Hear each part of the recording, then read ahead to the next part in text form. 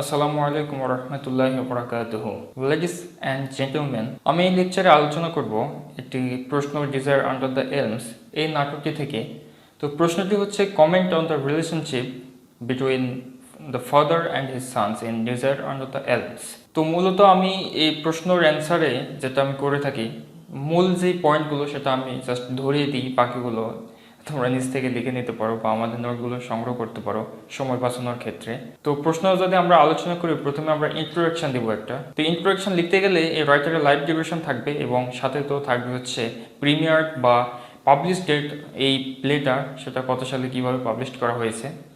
তো এটা থাকবে এবং প্রশ্ন অনুযায়ী দু একটি সেন্টেন্স থাকবে এখানে, যাতে টিচার বুঝতে পারে যে এই প্রশ্ন কি সম্পর্কে লেখা হয়েছে এবং প্রশ্নটার ধরন কিভাবে এটা হয়েছে। তো এরপরে আমরা চলে যাব মূলত প্রধান প্রধান যে পয়েন্টস আছে সেই পয়েন্টসগুলোতে।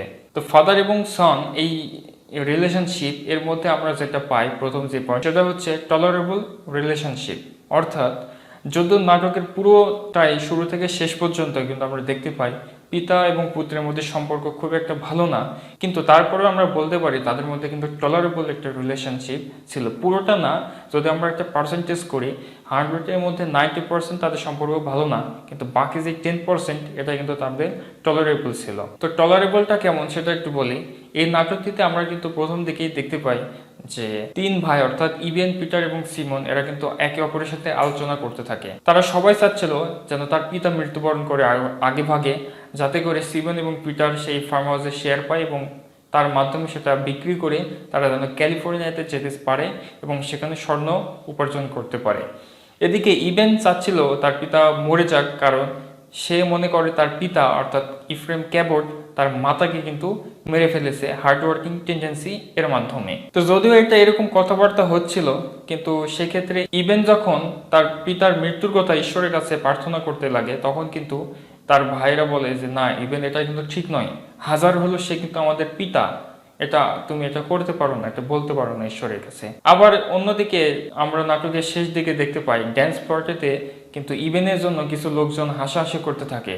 সেক্ষেত্রে ইবেনকে তার পিতা কিন্তু সাপোর্ট করে, যদিও পুরোপুরি সাপোর্ট করে না, কিন্তু তারপরেও সে স্বীকার করে হাজার হলেও সে কিন্তু আমার সন্তান, সে কিন্তু আমার রক্তের মাধ্যমে হয়েছে। তো এখান থেকে আমরা বলতে পারি যে তাদের মধ্যে টলারেবল রিলেশনশিপ ছিল, পুরোপুরি না থাকলেও কিছুটা ছিল। এরপরে যে পয়েন্ট আসে complete loss of faith. Complete loss of faith কেমন হয়, সে ফেইথটা আমরা দেখতে পাই বিশেষ করে সিমন এবং পিটারের এই চরিত্রগুলোর মধ্যে। যখন ইফ্রেম ক্যাবট 75 বছর বয়সে 35 বছর বয়সে একটি মহিলাকে বিয়ে করে, যার নাম ছিল অ্যাবি, এই নাটকের নায়িকা।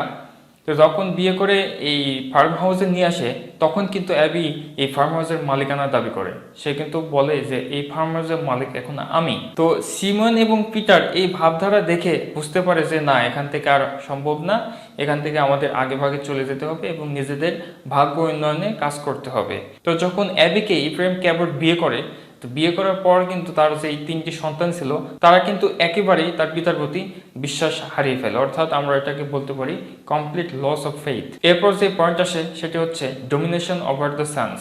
অর্থাৎ আমরা এখানে এই পুরোটা নাটক পড়লে বুঝতে পারবো যে নাটকটি শুরু থেকে শেষ পর্যন্ত ইফ্রেম ক্যাবট ছিল একজন হার্ডওয়ার্কের পার্সন এবং তিনি কিন্তু গডকে তিনি বিশ্বাস করেন, অর্থাৎ কঠোর গডকে।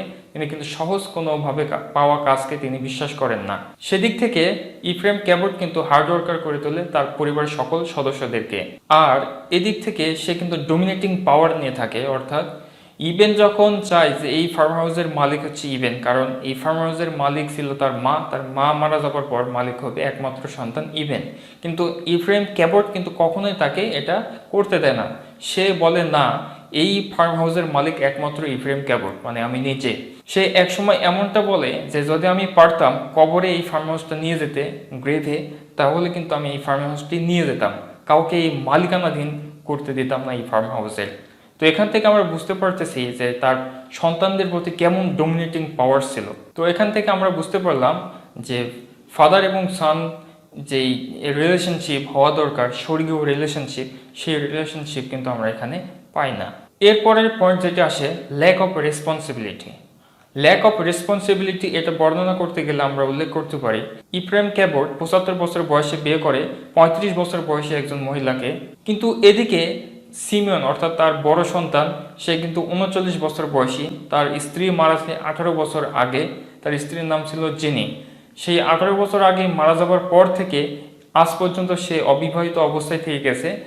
তাকে যে বিয়ে করার জন্য সাহায্য করবে ইফ্রেম ক্যাবট, সে সাহায্য না করে বরং সে নিজে 75 বছর বয়সে একজন 35 বছর বয়সী নারীকে বিয়ে করে। তো এখান থেকে আমরা বুঝতে পারতেছি ল্যাক অফ রেসপন্সিবিলিটি কাকে বলে, একজন পিতার ক্ষেত্রে কেমন দায়িত্বশীল হওয়া দরকার তার সন্তানদের প্রতি, সেটা কিন্তু আমরা একেবারেই এখানে পাই না। এরপর যে পয়েন্ট আসে সেটা হচ্ছে রিভেঞ্জফুল অ্যাটিটিউড। এরপর যে পয়েন্ট আসে সেটা হচ্ছে রিভেঞ্জফুল অ্যাটিটিউড অর্থাৎ প্রতিশোধমূলক মনোভাব।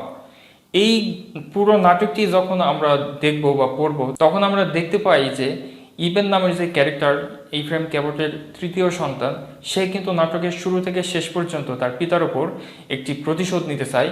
সেই প্রতিশোধটি হচ্ছে ইফ্রেম ক্যাবটের দ্বিতীয় স্ত্রী অর্থাৎ ইবেনের মাকে সে নিজে মেরে ফেলেছে হার্ডওয়ার্কিং টেন্ডেন্সির মাধ্যমে। এই যে একটি রং কনসেপশন বা ইনফরমেশন, এখান থেকে কিন্তু ইবেন সবসময় চায় তার পিতার প্রতি একটি রিভেঞ্জ নিতে। আর এদিকে অ্যাবি কিন্তু এই ইবেনের রিভেঞ্জফুল অ্যাটিটিউডকে কাজে লাগিয়ে সে কিন্তু ফার্ম হাউসের একক মালিকানা হওয়ার জন্য কাজটি করে নেয়, অর্থাৎ সে কিন্তু ইবেনের মাধ্যমে একটি সন্তান প্রডিউস করে থাকে। সুতরাং এখান থেকে বোঝাই যাচ্ছে যে ইবেন এবং অ্যাবির যে ইলিগাল রিলেশনশিপ, এটা কিন্তু একটি নাটকের ট্র্যাজেডির গুরুত্বপূর্ণ একটি কারণ। আর তখন এটা পরিপূর্ণভাবে বোঝা যায় যখন ইবেন অ্যাবির সাথে ফিজিক্যাল রিলেশন শেষ করার পর, অর্থাৎ রাতে সেক্স করার পর যখন সকাল হয় তখন ইফ্রেম ক্যাবট বা তার পিতাকে সে বলে যে এখন আমার মা কবরে শান্তি মতো ঘুমাতে পারতেছে, সে তোমার উপর প্রতিশোধ নিয়ে নিয়েছে। তখন কিন্তু এটা পরিপূর্ণভাবে বোঝা যায় যে ইবেন সবসময় তার পিতার প্রতি রিভেঞ্জফুল একটি টেন্ডেন্সি নিয়ে ছিল। এরপর যেটা আসে যে পয়েন্ট সেটা হচ্ছে absence of heavenly love and respect. এখানে আমরা লাভ অ্যান্ড রেসপেক্টে ভরপুর পাই কিন্তু হিভেনলি না, অর্থাৎ আমরা এখানে স্বর্গীয় লাভও পাই না এবং স্বর্গীয় রেসপেক্টও পাই না। সিমন এবং পিটার কিন্তু তার বাবাকে রেসপেক্ট করে কিন্তু সেইভাবে না যেমনটা হওয়া উচিত। আবার এদিকে ইফ্রেম ক্যাবট কিন্তু তার সন্তানদেরকে ভালোবাসে কিন্তু যেমনটা বাসা উচিত তেমনটা কিন্তু সে ভালোবাসে না। এই বিষয়টি পরিপূর্ণ হয় তখন যখন ইফ্রেম ক্যাবট তার নতুন সন্তান জন্মের জন্য একটি ড্যান্স পার্টির আয়োজন করে তার বাড়িতে প্রতিবেশীদের দাওয়াত করে। তখন কিন্তু তার প্রতিবেশীরা ইবেনের উপর হাসাহাসি করতেছিল, কারণ সেখানে ইবেন ছিল না সেই বাড়িতে এবং তারা মনে করছিল যে 75 বছর বয়সে একজন সন্তান জন্ম দেওয়া সম্ভব না, সুতরাং এই কাজটি অবশ্যই ইবেনের মাধ্যমে হয়েছে আর এখানে ইবেনকে দেখা যাচ্ছিল না। এই বিষয় নিয়ে তারা হাসাহাসি করতেছিল। তখন ইফ্রেম ক্যাবট তাদেরকে বলে ইবেন যেখানে গেছে যাক, সমস্যা নেই, সে জাহান্নামে চলে যাক, এটা বিষয় নয়, তোমরা এখানে এসেছো ড্যান্স করতে, ড্যান্স করো, গান গাও, আর আমি এটা কখনোই সহ্য করব না যে তোমরা ইবেনের প্রতি হাসাহাসি করো, কারণ হাজার হলেও সে কিন্তু আমার একজন ছেলে, সে কিন্তু আমার রক্তের। কিন্তু বিষয়টি এখানে হচ্ছে তাদের যেই সম্পর্কের মধ্যে ভালোবাসা এবং শ্রদ্ধা, সেই শ্রদ্ধা এবং ভালোবাসা কিন্তু যেমনটা হওয়া দরকার তেমনটা কিন্তু এখানে নয়। এছাড়াও আমরা যদি পরিপূর্ণভাবে প্লেটা পড়ি বা দেখি, সেখানে কিন্তু আমরা সিমন এবং পিটার বা ইবেন এদের যে সংলাপ, এই সংলাপ থেকে এটা পরিষ্কার হয়ে যায় যে তাদের মধ্যে হিভেনলি লাভ এবং রেসপেক্টের প্রচন্ড অভাব রয়েছে। তো এগুলো হচ্ছে এর প্রশ্নের মেইন পয়েন্ট। এছাড়াও কিছু পয়েন্ট আছে যেগুলো তোমরা পারলে উঠিয়ে দিতে পারো। আর শেষ যেই পয়েন্ট সেটা হচ্ছে কনক্লুশন। বারবার আমি বলে থাকি যে নিজের উপর প্রশ্নের সামারি আকারে 2-3টি সেন্টেন্সের মাধ্যমে এখানে লিখে দিতে হয়, নিজের ওপিনিয়নটা লিখে দিবে, তো তাহলে এই প্রশ্নটা একেবারে ফুলফিল হয়ে যাবে। আর আরেকটি বিষয়, আমাদের এই প্রশ্নের জন্য নোট নিতে চাইলে আমাদের স্ক্রিনে দেখানো নাম্বারে কল দিয়ে এই নোটটা সংগ্রহ করে নিতে পারো। এছাড়াও আমাদের ওয়েবসাইট ভিজিট করে আমাদের এই নোটটা কিন্তু সংগ্রহ করে নিতে পারো। তো পরবর্তীতে আবার কোনো লেকচার নিয়ে তোমাদের সাথে কথা হবে। সে পর্যন্ত ভালো থাকবে, সুস্থ থাকবে। আল্লাহ হাফেজ।